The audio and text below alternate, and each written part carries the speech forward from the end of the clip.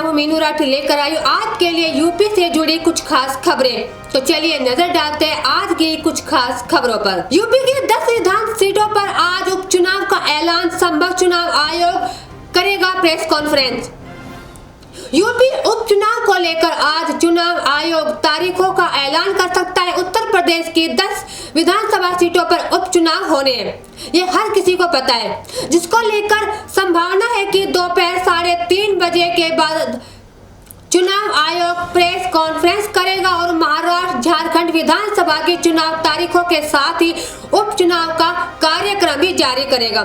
चुनाव आयोग आज यानी मंगलवार को एक अहम प्रेस कॉन्फ्रेंस करेगा। दोपहर 3:30 बजे होने वाली इस प्रेस कॉन्फ्रेंस में महाराष्ट्र और झारखंड विधानसभा चुनाव की तारीखों का ऐलान हो सकता है। वहीं इसके साथ यूपी के उपचुनाव का जो कार्यक्रम भी वो भी जारी होगा। अब यूपी में किन सीटों पर उपचुनाव होना है वो भी आपको बताती हूँ। यूपी में फिलहाल 10 विधानसभा सीटें हैं, जिसमें करहल यानी मैनपुरी, सीसामऊ, कानपुर, मिल्की, अयोध्या, कटेरी, अंबेडकर नगर, कुंदरकी, मुरादाबाद, खैर, अलीगढ़, गाजियाबाद, फूलपुर, प्रयागराज, मजवा, मिर्जापुर और मीरापुर, मुजफ्फरनगर पर उपचुनाव होने हैं।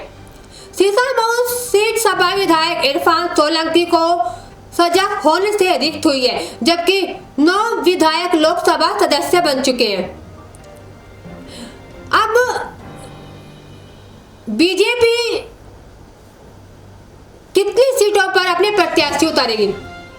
खबर तो ये भी आ रही है कि यूपी में बीजेपी कम से कम 9 सीटों पर अपने प्रत्याशी को उतारने की तैयारी में है।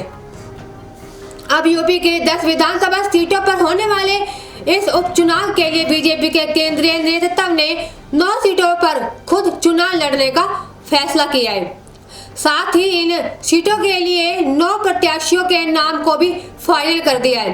ये भी तय किया गया है कि उपचुनाव नए चेहरों को ही अधिक मौका दिया जाएगा। हालांकि इन प्रत्याशियों के नाम की घोषणा उपचुनाव की अधिसूचना जारी होने के बाद की जाएगी। दिल्ली में रविवार को बैठक हुई, जिसमें मीरापुर सीट को रालोद को देने पर सहमति बनी है।